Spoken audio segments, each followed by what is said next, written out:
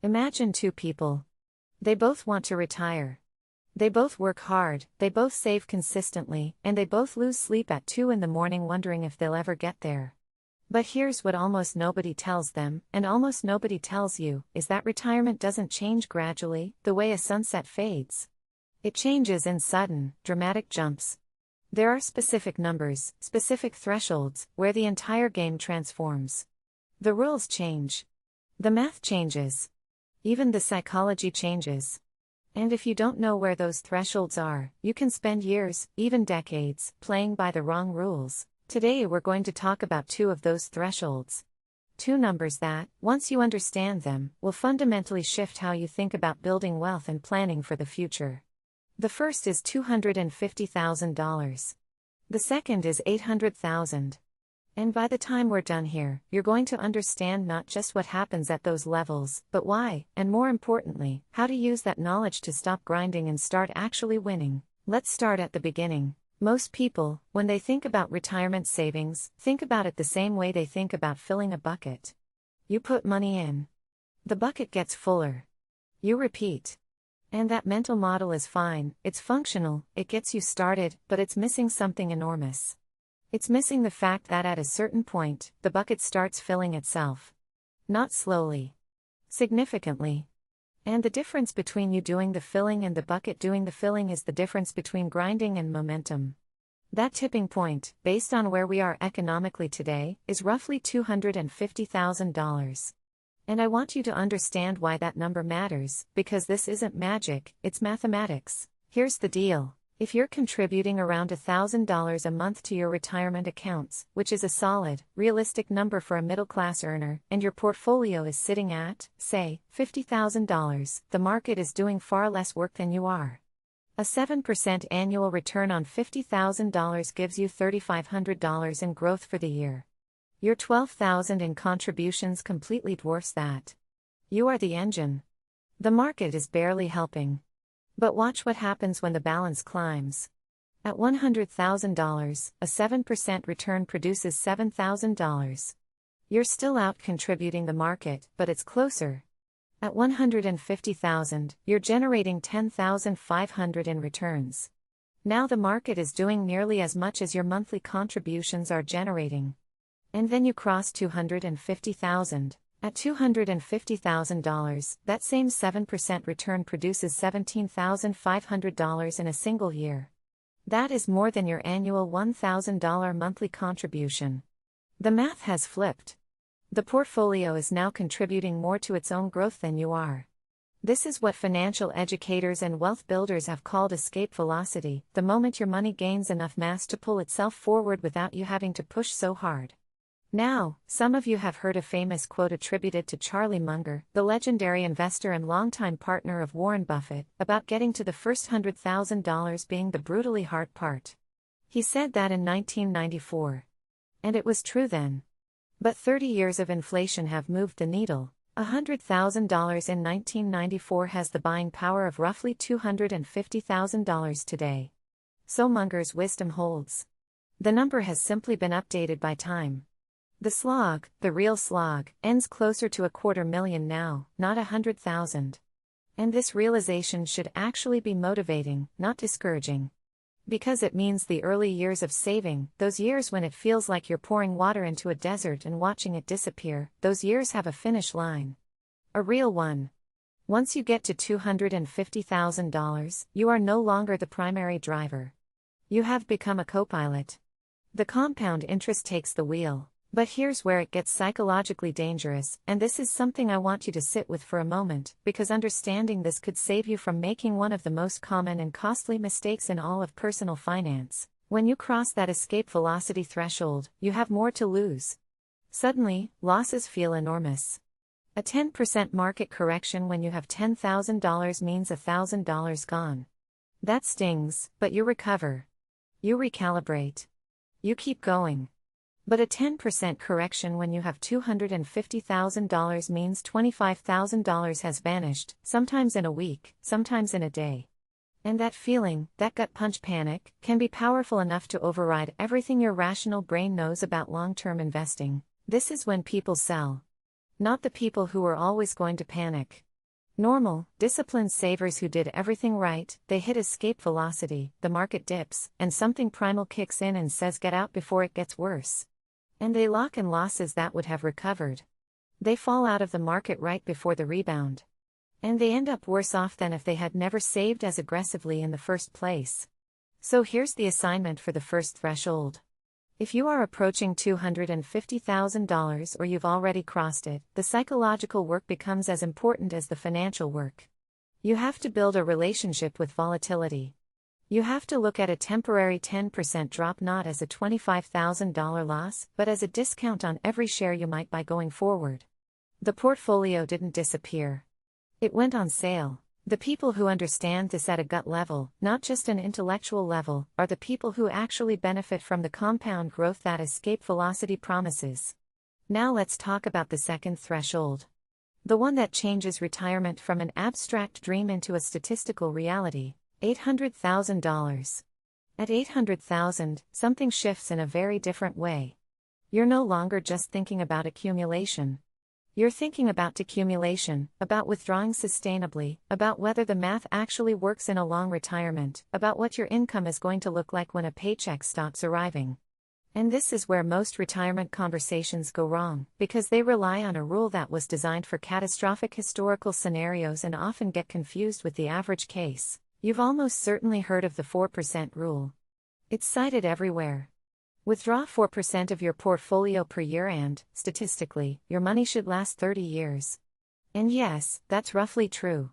But here's the context that almost always gets left out: the 4% rule was built as a floor. It was designed to be the withdrawal rate that would have survived the absolute worst stretches of financial history, the Great Depression, the stagflation of the 70s, the dot-com crash. It was a worst-case safety net, not an average expectation. Modern research, including updated analysis from the financial planning community over the last decade, suggests that for most retirees, in most historical periods, a 5 or even 6% withdrawal rate works perfectly well over a long retirement. That's a significant difference. Under the 4% rule, an $800,000 portfolio produces $32,000 per year. Under a more realistic 5 to 6% approach, it produces $40,000 to $48,000 per year. Now here's where it gets even more interesting. Because for most middle-class Americans, retirement income doesn't come from a single source. It comes from a combination of a portfolio withdrawal and Social Security. And the average Social Security benefit for someone retiring today at full retirement age lands somewhere in the range of $18,000 to $20,000 a year, depending on their earnings history. Some are higher, some are lower, but let's work with that ballpark. Take an $800,000 portfolio generating $40,000 to $48,000 a year through withdrawals. Add Social Security of around $20,000.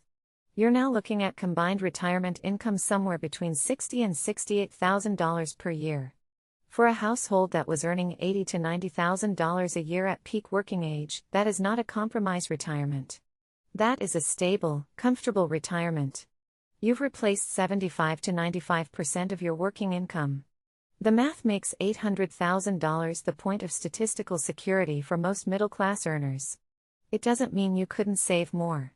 It doesn't mean more would be bad. It means that at this number, the likelihood of running out of money in a normal, or even somewhat extended, retirement, factoring in reasonable withdrawals and Social Security, is very low by historical standards.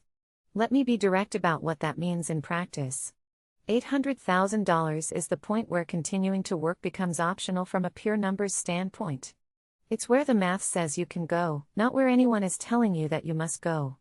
That distinction matters, because the psychology of letting go of the accumulation mindset is often harder than reaching the number itself. Which brings us to one of the most poignant stories in the world of retirement planning, the story of people who got there and still couldn't stop. Let's call him David. David did everything right. He contributed to his 401k for decades. He invested consistently through multiple market crashes. He resisted lifestyle inflation when bonuses came in. He was patient and disciplined, and by his early 60s he crossed $800,000. The math said he was ready. His financial planner said he was ready. By any objective measure, he was ready. But David kept working. He told himself he just wanted a little more cushion. That the market could crash. That healthcare could be expensive. That he'd feel more secure at 1.2 million. So he worked another 2 years. Then 1.4 million became the new target. He worked 2 more years after that. By the time he finally retired, he had nearly twice what the math said he needed, and he had lost 4 irreplaceable years. 4 years of his finite, non-renewable, absolutely unrecoverable retirement. 4 years he could have spent traveling with his wife when their knees still worked. 4 years he could have been present for grandchildren's childhoods. 4 years he could have done literally anything other than extending an already proven financial security that the numbers told him he had. David suffered from what we might call moving goalpost syndrome. It's one of the most common and quietly devastating patterns in retirement planning. The goalpost moves not because the math changed, but because the fear didn't. And what makes this trap so insidious is that it masquerades as wisdom. It looks like prudence. It feels like responsibility. But in reality, it is anxiety wearing the costume of financial planning. The antidote to moving goalpost syndrome is not recklessness. It's not quitting work the day you hit at 800,000 and hoping for the best. The antidote is trusting the math you did the work to build, and recognizing that time, your actual, lived, healthy, able-bodied time, is a finite asset that has a real cost when you trade it for financial cushion you don't statistically need. There's one more piece of this that I want to make sure we cover before we wrap up, because it doesn't get enough attention in most retirement conversations. And that is the architecture of how you hold your money, not just how much you have, but in what kind of accounts it lives. This is what financial planners call tax flexibility, and building it intentionally before you retire is one of the highest value things you can do in the accumulation phase. Here's the problem most people encounter. They spend their careers loading up one type of account, usually a traditional 401k, because the employer match was there and the immediate tax deduction felt great. And then they arrive at retirement with a very large pile of money that is entirely in pre-tax accounts. Every dollar they withdraw is taxed as ordinary income. Every Social Security check interaction gets complicated. They have almost no control over their taxable income in any given year. People who built tax flexibility have something different. They have a mix. Maybe a traditional 401k for pre-tax dollars. A Roth IRA for post-tax dollars that grow and withdraw tax-free. And perhaps a regular taxable brokerage account for everything else. What this combination allows is extraordinary control. In a given year, you can pull from your Roth and pay zero tax on that withdrawal. You can manage your taxable income to stay within favorable brackets. You can reduce the percentage of your Social Security that becomes taxable. You can plan around healthcare subsidy thresholds if you retire before Medicare age. Tax flexibility doesn't sound as exciting as escape velocity. It doesn't have the same emotional weight as the 800,000 threshold. But the practical impact on your financial security and retirement, on how much of your portfolio actually ends up in your pocket rather than in the government's, can be enormous over a 20 to 30-year retirement. So let's pull all of this together, because I think there's a clean, actionable framework hiding inside everything we've discussed. In the early years of saving, before you've crossed that first threshold of $250,000, your primary lever is savings rate. Nothing outweighs consistency and contribution at that stage. The market is not yet doing enough heavy lifting to compensate for gaps in your saving. The single most impactful thing you can do is automate, increase contributions wherever possible, and not derail the compound growth you're building by withdrawing early or making panic decisions in down markets. Once you cross 250,000 and you're heading toward 800,000, the emphasis shifts. You've achieved escape velocity. Now the high-impact moves are in the optimization layer, scrutinizing fees in your investment accounts, because a 1% fee drag on a large portfolio is a genuinely significant number. Revisiting your asset allocation as you age to make sure risk is calibrated appropriately. And deliberately building that tax diversity we just talked about, so that by the time you need to draw from your accounts, you have choices about how to do it most efficiently. And then, when you've crossed 800,000, the job is to trust the math you spent years building. That doesn't mean becoming passive or disengaged from your finances. It means understanding that there is a point at which additional working years are not adding financial security, they are simply adding money to a pile that already exceeded what the math said you needed. The meaningful risk at that stage is not running out of money. The meaningful risk is running out of the kind of time that retirement was designed to give you. Here's what I want you to take away from everything we've talked about today. Retirement is not a single destination. It is a series of transformations, each triggered by a different level of accumulated wealth, each requiring a different strategy and a different mindset. At $250,000, the transformation is from grind to momentum, and your job is to stay in the market long enough to let the momentum work. At $800,000, the transformation is from accumulation to freedom, and your job is to recognize when you've arrived, rather than keep running toward a goalpost that keeps moving. Most of the people I see in retirement planning conversations are not failing for lack of information. They're failing because they don't know which phase they're in. They're applying accumulation thinking to a phase that calls for withdrawal confidence. They're grinding in the early years in all the right ways, then panicking at exactly the moment the math is finally working in their favor. Understanding where you are in the journey changes everything. It changes how you respond to market volatility. It changes how you think about your remaining working years. It changes the conversation you have with yourself at 2 in the morning when you're running numbers on your phone and wondering if it's enough. $250,000.